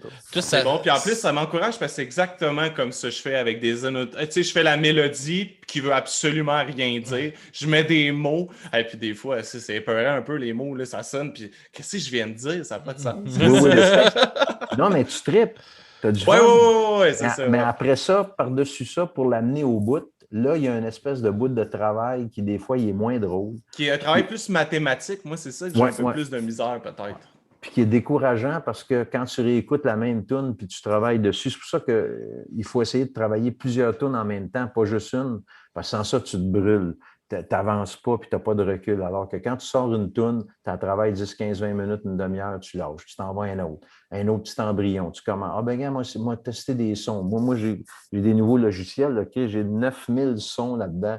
Ça n'a rien à voir avec des instruments de musique. Je trippe à mort. Je suis en train d'enregistrer des émissions de poésie. Et puis, pour encore là faire découvrir des poètes d'ici, mais je mets des ambiances sonores derrière. Puis écoute, tu n'as pas besoin d'être musicien. Là. Je parle à Alex, là, tu payes sur le piton, puis ça part, tu peux inventer des tunes, ça part. Là, là, tu payes sur l'autre piton. Fait que tu peux te faire des tunes comme sur l'ancien orgue Casio. Oui, c'est ça. Tu sais, Leonard Cohen, il a fait un album complet avec un petit Casio. Fait que il faut juste triper, puis oser, puis pas avoir peur que le jugement de l'autre vienne nous donner ou nous enlever de la valeur. Le jugement de l'autre, c'est castrateur, c'est épouvantable. Ouais. On n'est pas ce que l'autre pense qu'on est. On est ce qu'on est, puis il faut oser y aller, mais entre le dire et le faire, c'était une autre affaire. Ouais, En tout cas, je suis bien content de vous jaser. Bien Prendre une petite gorgée d'eau. Yes! Bon, deux choses. Puis toi, ça se passe comment un peu ton écriture de tes textes, de ta musique, puis tout ça, justement, qu'on est là-dedans? C'est jamais pareil. Il n'y a pas de recette. Il y a des fois des vieux. C'est pas d'hier que j'écris. À un moment donné, j'avais, déjà à 14 ans, je voulais devenir un chanteur masqué. J'étais bon en français à l'école, ça me sauvait les fesses parce qu'en chimie, puis en géographie, puis en histoire, j'avais des pas loin de zéro. Fait que ça me faisait passer mes années à chaque fois. Fait que j'ai toujours gardé ce goût-là de l'écriture. À un moment donné, pendant une quinzaine d'années, j'ai été golfeur professionnel. Fait que golfeur professionnel, ça veut dire qu'au Québec, du mois de novembre, du 5-6 novembre jusqu'au mois de mars, tu es en vacances. Fait que donc, j'allais soit dans le sud, soit dans un bar écouter de la musique, puis évidemment, regarder les filles ou regarder n'importe quoi, la mer, les oiseaux, puis là, commencer à écrire, puis ça, seul dans mes sous-sols de motel où il m'hébergeait pour à peu près rien, pas loin du chauffage avec un petit lavabo, ben, j'écrivais des affaires. Puis donc, le goût d'écrire est venu de là. J'en ai accumulé des piles. Puis j'avais toujours 4-5 mois où j'ai commencé à suivre des groupes de l'époque, Zach, Conventum. J'ai commencé à écrire avec eux autres, les traîner en tournée l'hiver quand j'allais plus dans le sud m'entraîner au golf. Puis à un moment donné, j'ai dit, ben là, il faut que je le fasse. Donc, quand j'ai commencé à vouloir écrire mes premières tunes, c'est là que les logiciels de Notator, tout ça, sont sortis, là, les Cubase, les logiciels de musique, parce que j'étais allé à l'école, mais je trouvais, comme François, je trouvais pas de musicien, ça me tentait pas de jouer avec eux autres, parce que je me sentais pas assez bon. Puis là, finalement, j'ai commencé à me faire des maquettes. Mais pour les mots, c'est toujours différent. Ouais, c'est ça. Il y a deux façons de faire une chanson. Hein? Ou ben non, tu mets des mots, puis après ça, tu mets de la musique dessus. Ou ben non, tu pars avec une musique puis une mélodie. Après ça, il faut que tu mettes les mots dessus. Tu sais, je sais que tu ne viendras pas, je sais que tu ne reviendras plus. Bon, peu importe les mots.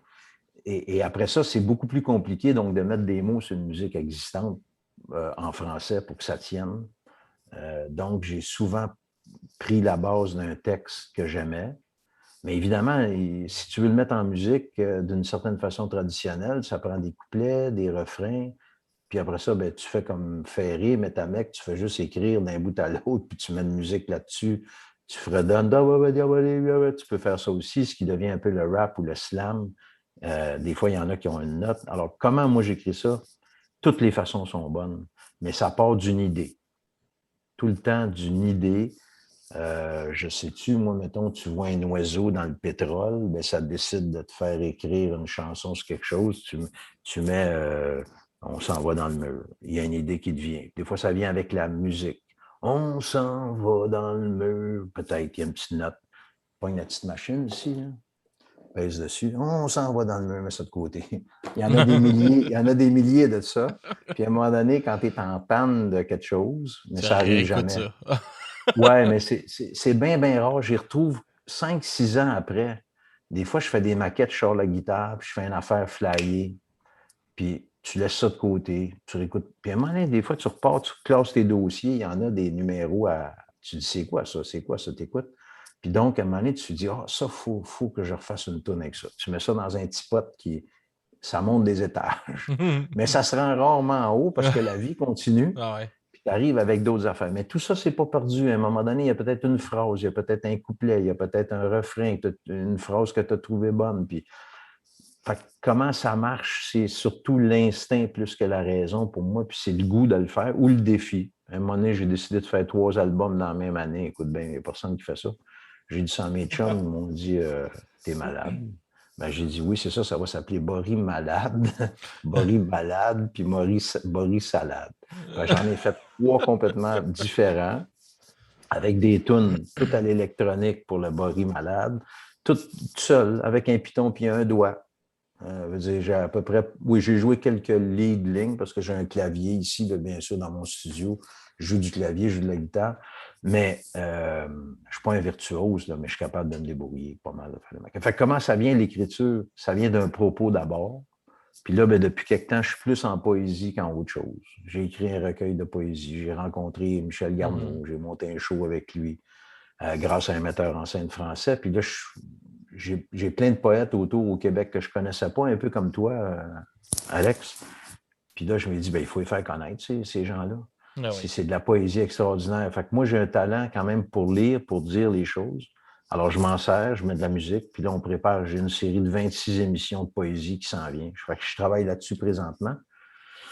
Mais donc, je suis plus en musique. Mais je viens de sortir un recueil de poésie, puis là, je suis en train de mettre les tunes en musique aussi. Il y a 72 poèmes qui sont là. Fait que tout ça, c'est le chemin. Avant, j'écrivais des chansons plus françaises, puis j'allais écrire un rock and roll à un moment donné parce que ça me tentait, ou un blues à 13 bars. C'est rare, ça.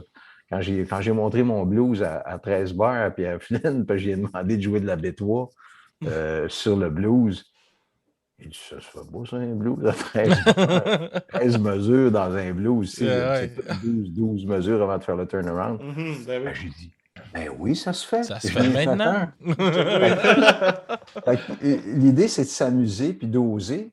Que tu connaisses ou que tu ne connaisses pas, à un moment donné, moi, c'est quand ici, là, je réécoute un artiste ou quand j'ai un frisson, comme Alexandre parle d'un souvenir, des fois, ça te ramène en arrière, mais je ne suis pas bien nostalgique du passé. Moi, j'ai bien aimé ça, mais moi, c'est aujourd'hui. Puis quand j'écoute quelque chose de moi ou de quelqu'un d'autre, qui se passe de quoi ici, là, sur l'avant-bras, là, ou à l'intérieur, je fais, regarde, lui, il m'a gagné, ou elle m'a gagné. Mais c'est vrai qu'on est de plus en plus difficile. Moi, je suis dans une période où je suis de plus en plus difficile, mais très, très indulgent avec ceux qui commencent. Plus difficile avec ceux qui font des recettes pour faire du cash. La même chose pour les livres, pour les romans. Mais... Fait qu'en gros, c'est ça. Fait que comment j'écris, écoute, j'ai des feuilles, j'ai des bouts, dans l'ordinateur, j'ai des .1, .2, .3, version .8, .9. À un moment donné, l'album est fini, je me rends compte que la version 1.3, si bol, j'avais échappé quelque chose. Dans le 1.9, je ne l'ai plus. Mais j'aime encore beaucoup, beaucoup prendre du crayon et du papier. C'est... Ouais. Puis, il y a un album qui a un peu clashé, que j'ai trouvé, que j'ai bien eu du fun à l'écouter. C'est Le Petit Ours de la Mauricie. Puis je voulais savoir comment que c'est venu l'idée de cet album-là, qui est plus comme un album pour enfants. Oui, c'est-tu lui, c'est-tu lui avec les textes de Félix Leclerc? C'était-tu lui? Oui, exactement. C'est ça, ok.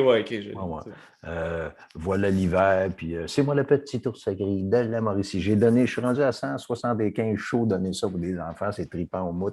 Super théâtral le show, j'ai vu une bande-annonce un peu sur oui, YouTube, c'est ça, exactement. On est un peu dans l'univers Sol et Gobelets, mais encore là, Sol et Gobelets, ça ne dit plus grand-chose à plein de monde aujourd'hui, mais il reste quand même, c'est un univers où avec à peu près rien, juste un rideau noir, des lumières, 3 accessoires, on fait un show.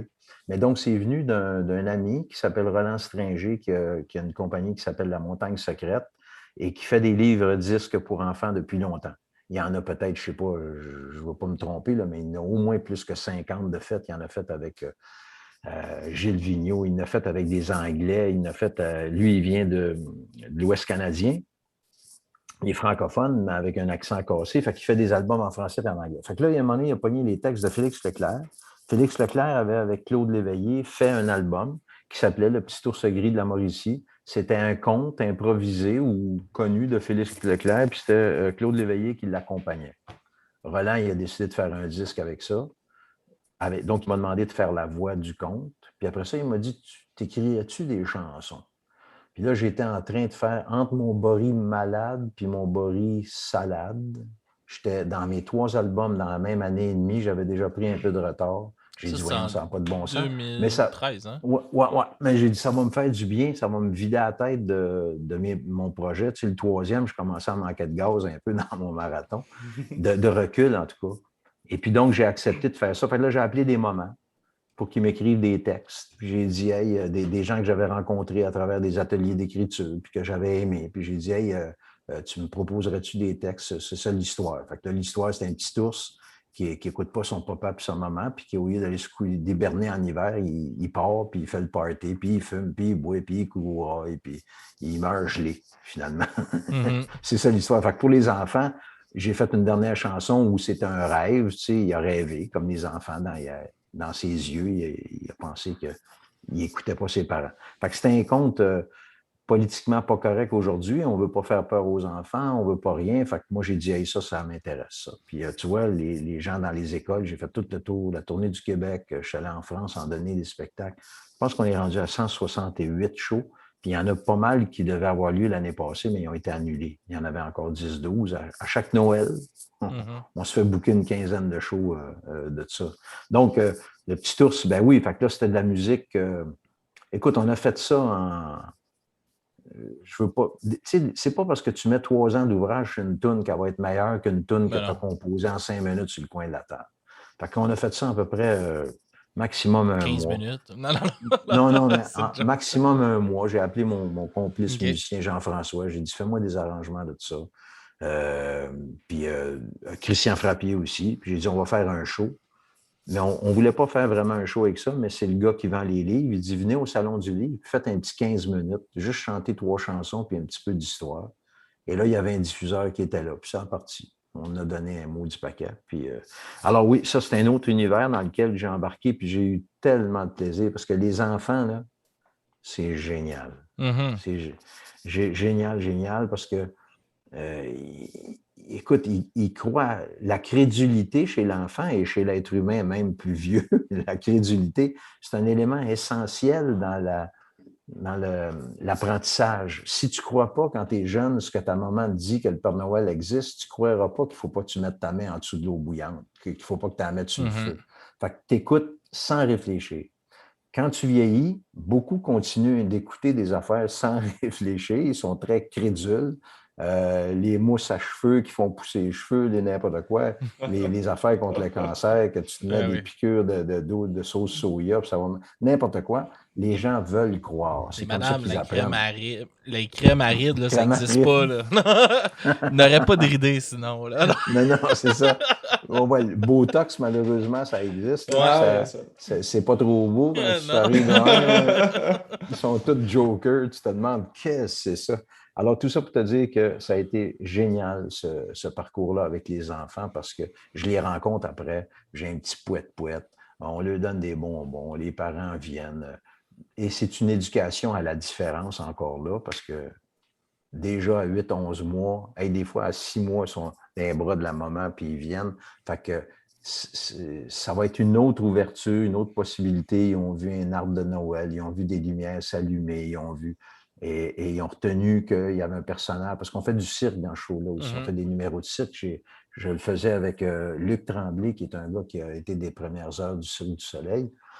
Et donc, il fait des numéros d'acrobatie très, très intéressants, puis de jonglage, un peu comme un gars qui ne sait pas patiner, mais qui sait très bien patiner, puis qui fait semblant qu'il va toujours tomber. Alors, Luc, dans son show, et les enfants sont ravis de ça, tu sais. Il part avec une quille, il a de la misère à jongler avec une. Finalement, il jongle avec 2 en l'échappant quasiment. Finalement, il jongle avec 3, mais là, il se pète quasiment à la gueule, mais il rattrape toujours. Puis à un moment donné, il se met une roue sur la tête qui roule, puis il jongle avec les 3 quilles, mais tout ça séparément. Puis quand les enfants comprennent qu'en plus, il va monter sur un unicycle avec la roue sur la tête qui roule, puis qu'il va jongler avec les 3 quilles, les enfants, avant que le numéro commence, là, ça hurle le plafond du théâtre. Il ne tient pas. Ils sont 500-600, tu sais, c'est des classes. Hein. Et puis là, puis quand il réussit, alors là, tu reviens un peu jeune avec cette espèce de fougue-là de dire, OK, le métier, il nous a choisis. On n'a pas tout choisi dans ce métier-là, mais on fait plaisir à du monde. Puis c'est le reste... Le reste, ça passe trop vite. Avant qu'on parte trop loin de ce que tu disais, avant qu'on parle de l'album, il y a quelqu'un sur le live qui demande les épisodes de poésie, ça va être disponible où et quand? On commence avec la pandémie. On a eu la chance d'avoir un octroi gouvernemental pour aider les artistes dont on s'occupe. J'en ai parlé tantôt. On leur a tout demandé, y a-t-il un projet qui vous tient à cœur? Fait qu'il y en a un qui m'a dit, moi, je voudrais faire une émission de radio. J'ai dit, ah oui, let's go. Et donc, on part un site qui s'appelle Onde à part. Nous, c'est Production de l'Onde, ma compagnie. Fait qu'on part un site qui s'appelle ONDAPART. On a déjà lancé le site Facebook de ça pour que les gens se tiennent au courant. On va le lancer à la mi-juin. Okay. Donc, il va y avoir là-dedans toutes sortes d'émissions. Il va y avoir des émissions drôles, des émissions de radio, des émissions avec du visuel, des émissions de bon débarras. Donc, tous les artistes de production de l'onde et d'autres artistes invités. Donc, moi, dans mon affaire, j'ai une émission qui va s'appeler Le Bal des poètes. Et ce sont des poètes comme François Pierrot-Black, Jacques Desmarais, tous des noms que vous connaissez peut-être pas, mais qui ont un énorme talent et qui sont dans l'ombre, comme la plupart des poètes. Ouais. C'est pas tout c'est pas tous des péloquins puis les poètes sont pas tous appelés à être connus aujourd'hui, où la poésie est en train, et ça j'en suis convaincu, de reprendre la route de l'écoute. Les gens ont faim, les gens ont soif, les gens ont besoin d'un propos aussi signifiant. Pas juste de la musique puis du rythme, ça fait partie de la vie, c'est très important. Mais alors voilà, ça va être Onde à part et ça va être un site gratuit où on va permettre aux gens de soutenir notre projet s'ils le veulent, mais s'ils ne le veulent pas, ils vont pouvoir tout avoir accès à tout. Et il va même avoir une petite case pour les mécènes. Ceux qui n'ont beaucoup, là, ceux qui sont assis sur le derrière, là, puis qui n'ont pas mal. Tout ça pour remettre l'argent aux créateurs qui vont continuer les émissions. Voilà. Cool. Fait que nous autres, on va le mettre, quand on partage les épisodes, on va mettre tous ces liens-là. Ces liens-là avec ça.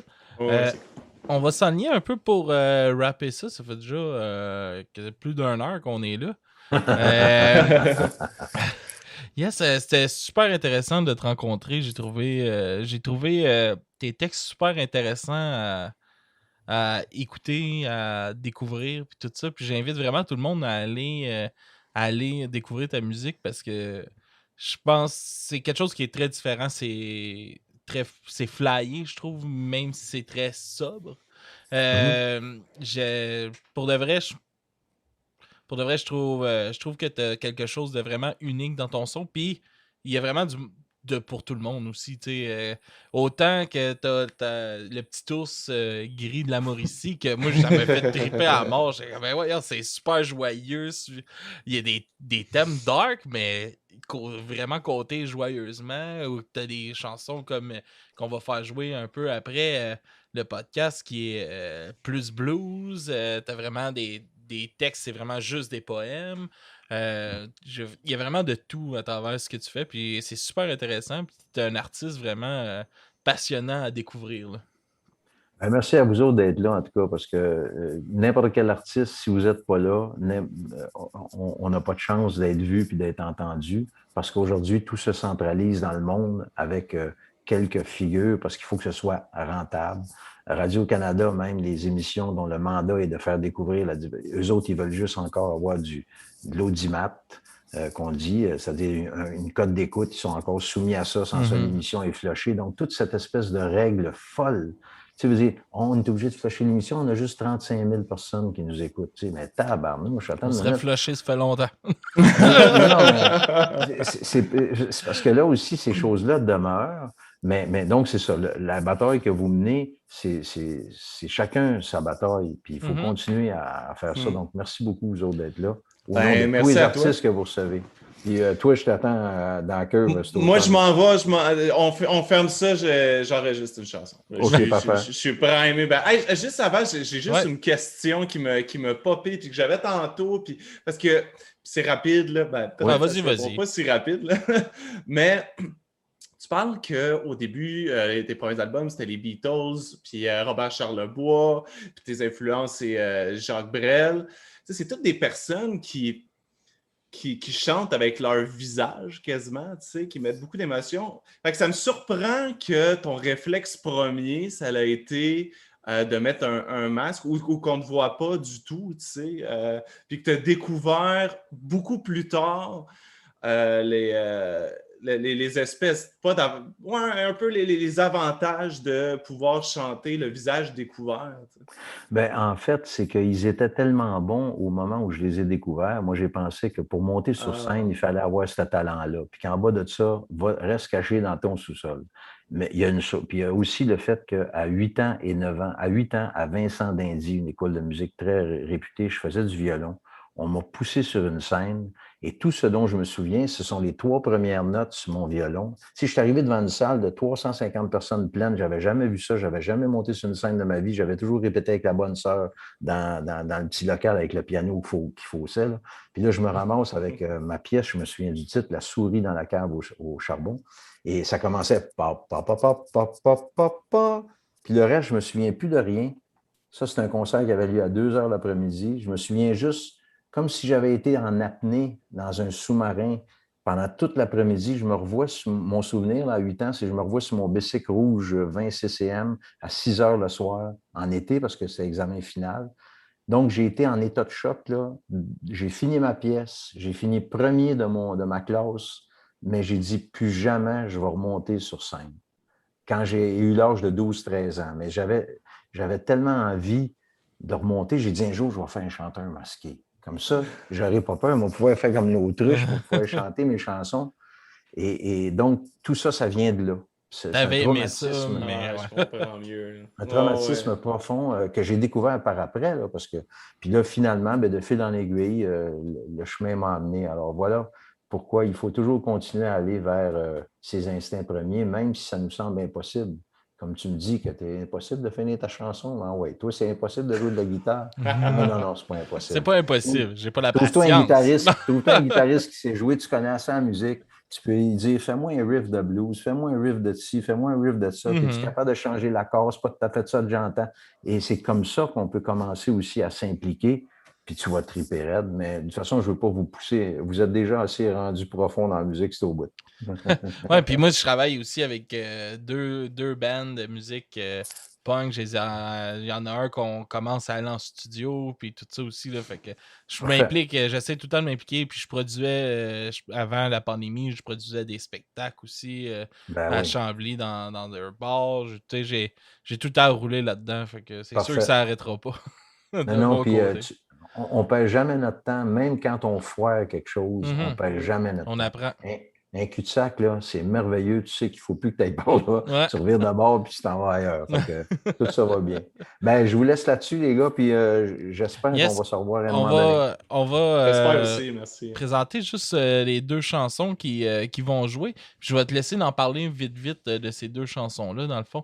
On va aller avec Poésie d'éveil, qui est sur ton dernier album qui vient de sortir. Avec un clip animé, puis tout ça. De où est-ce que ça a parti, cette chanson-là? Ben, tu vois, ça, tu me demandes comment j'écris. C'est une violoniste qui s'occupait de virer au vert, puis l'affaire pour on s'implique au Parlement. Là, puis il y avait une grosse marche qui s'en venait sur le Mont-Royal qui finissait. Puis on a été 55 000 il y a une couple d'années à aller marcher. Et puis elle m'avait dit, j'aimerais ça t'écrire un texte pour passer après les Autochtones puis le lire sur la tribune en haut. Fait que j'ai écrit un texte et il fallait bien qu'il vienne ce soleil de plomb. C'est une marche pour l'environnement. J'ai écrit un texte, elle l'a publié. Puis après ça, on m'est revenu en disant « Hey, il faudrait que tu mettes une musique dessus, ça ferait une maudite belle chanson. » J'ai dit « OK. » Toujours des circonstances comme ça. Après l'avoir lu sur la montagne, après être passé après le chef Picard, justement, qui avait pris la parole, puis là, les ministres étaient là. Fait que j'ai eu la chance de lire ce texte-là, puis là, j'en ai fait une chanson. Puis là, tant qu'à en faire une chanson, j'ai dit « Bon, ben, on va faire quelque chose qui va persister dans le temps. » J'ai demandé à mon graphiste de faire une animation vidéo là-dessus. Et puis, c'est ça. Donc, ça, c'est Poésie d'éveil, c'est la première. Elle est née donc d'une demande, d'une commande spéciale. Et je l'ai appelée Poésie d'éveil après, parce que je pense que le premier titre, pour la mettre dans mon recueil de poésie. OK. Puis, on va finir avec une plus vieille chanson, avec la chanson Lucien, qui est plus un blues rock. Oui. Ouais, ça, c'est Louis Gagné qui était dans le groupe Bory avant, parce que quand je ne me montrais pas, ben, j'avais des comédiens qui montaient sur scène en avant puis qui faisaient du lip-sync à ma place ou qui chantaient avec moi. Puis en tout cas, on ne me voyait pas, mais on voyait eux autres qui se tenaient dans le métro, puis on faisait du théâtre avec les chansons. Puis donc, Louis dit, j'aimerais ça qu'on fasse un rock and roll. Donc, on a fait une couple de tunes rock heavy. Et donc, Lucien, c'était Lucien Bouchard, qui était notre premier ministre à ce moment-là, je pense bien, ça remonte à quelques années. Et puis, j'ai décidé d'y envoyer un message par la bande en disant « Je trouve que tu restes assis sur ton derrière. » J'étais indépendantiste. Je le suis moins aujourd'hui. Tu sais que je te disais tantôt, là, quand on est jeune, on est à gauche, quand même. Je ne suis pas encore rendu nono, mais En fait, je pense plus aux francophones au Québec qui manqueraient de notre soutien. C'est ça mon raisonnement aujourd'hui. Donc, tout ça pour te dire que Lucien, c'est gradule en cinquantaine, une fille, sa femme, un gros chien, sans génie, sans gêne, mettons qu'on va l'appeler Lucien. Fait que là, cette espèce de... Puis là, les gars sont en arrière, au fond de sa cour, en sacrament. En tout cas, ils font tout... On a eu du fun à faire cette tune-là. J'espère que vous aurez du... Puis on a engagé des amis pour faire comme les gardes du corps qui m'escortaient pour pas que personne ne voie qui était Edgar Bory. C'était à l'époque où j'étais caché. Alors, voilà. Merci beaucoup de m'avoir accueilli.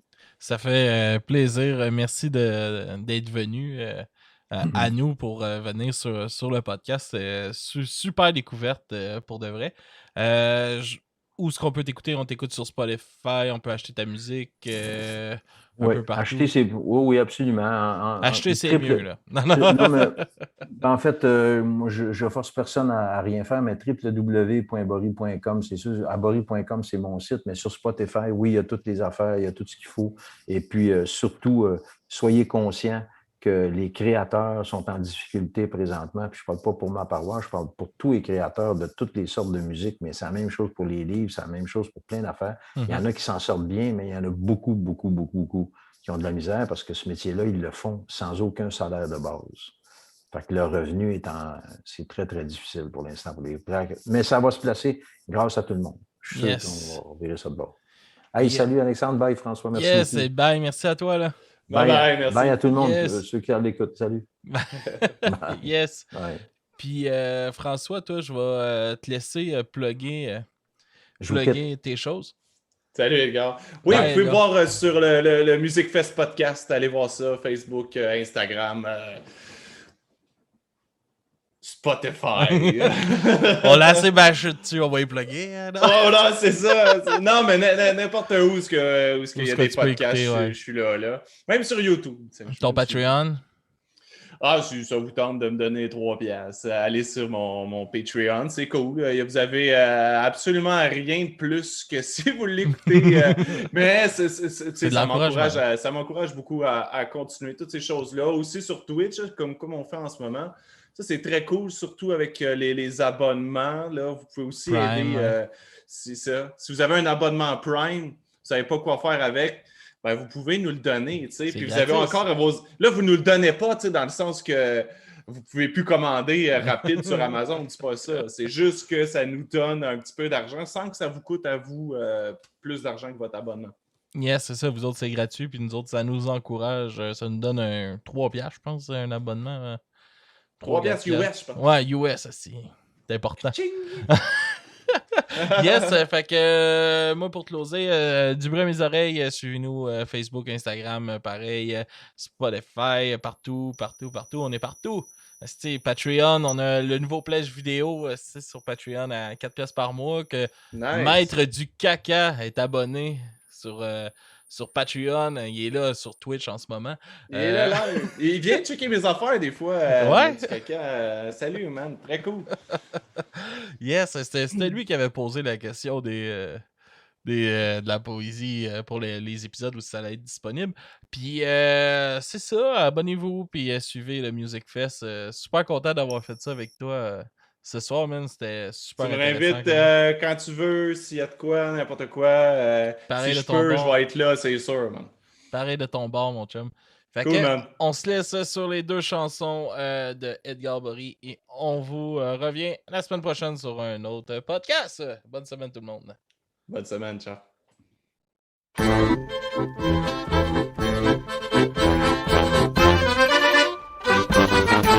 Il fallait bien qu'il vienne, ce soleil de plomb, brillant d'autant d'humains engloutis sous l'aurore, en écrasant tous ceux qui n'ont rien dans la vie que le combat pour vivre, cherchant à se nourrir. Il faudra bien qu'éclate, un jour chaud en record, cette mêlée de cris, de haches et d'yeux d'orage, devant tant de bêtises en course aux plus idiots. À qui sera premier à se jeter à l'eau? Et les marées montantes de glaciers disparus, et des feux en cascade, et des morts dans les rues. Et les enfants sans lendemain qui chantent. Et leurs rêves embrumés, sans étoiles filantes. Comment, bravant les loups, les biches se réveillent.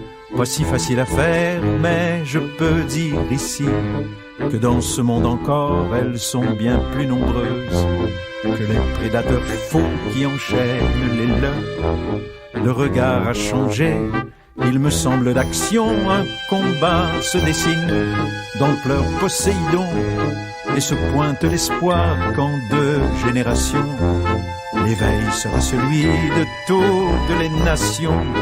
Et les marées montantes de glaciers disparus, et les feux en cascade, et les morts dans les rues. Et les enfants sans lendemain qui chantent, et leurs rêves embrumés sans étoiles filantes.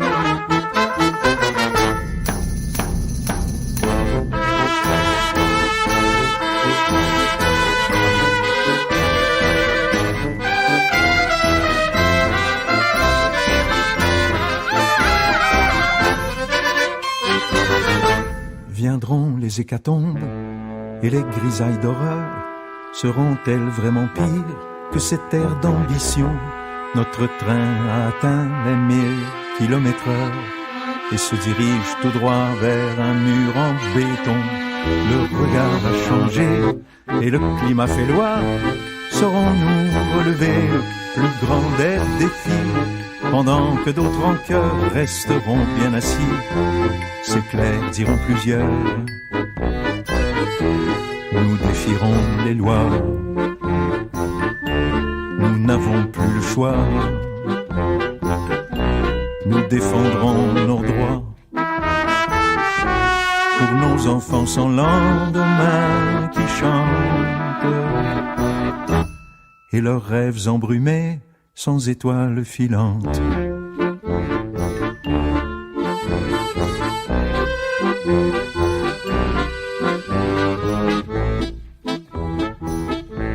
Pour nos enfants sans lendemain qui chantent.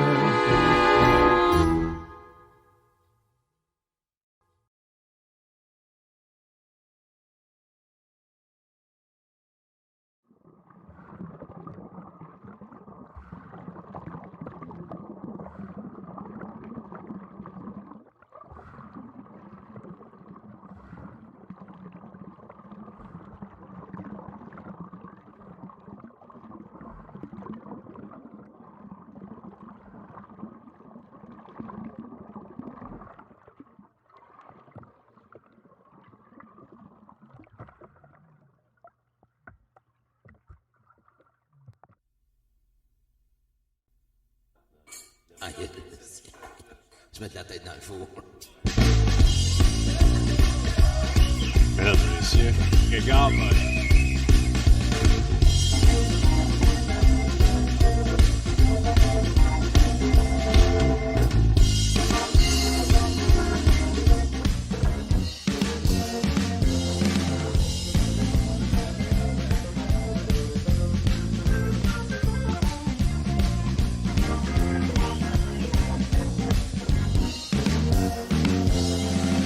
Rendu dans 50 ans, une fille, sa femme, un gros chien. Sans génie, sans gêne, mettons qu'on l'appellera Lucien. Lucien chasse à l'heure, une cible face à clap. Le combat pour gagner sa vie, s'occupe en masquant ses cheveux gris, Lucien.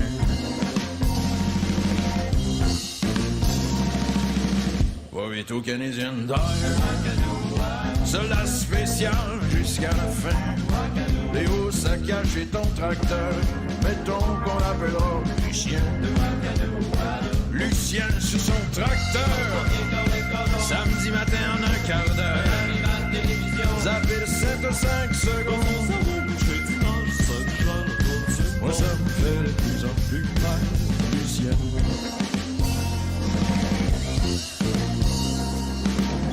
Chez où c'est qu'on dresse les chiens. Lucien paye, faut qu'on l'écoute. Puis Jacques, combien ça coûte? Se débarrasser d'un voisin. Crier à qui veut rien entendre. Un mur à parler du beau temps. De ces crétins gouvernement qui se joue de ses sentiments. Lucien!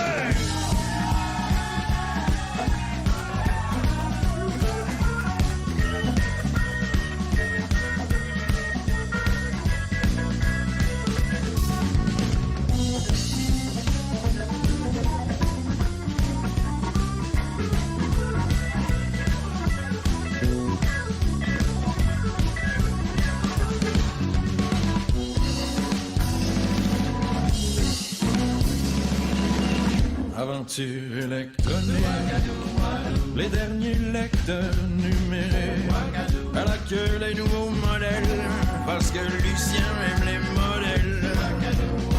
Le King français de son patio, plus fort que 800 décibels, c'est décollé sur haut les mains, à regretter d'être né humain. Ça serre la gorge à l'intestin. Ça serre la rage.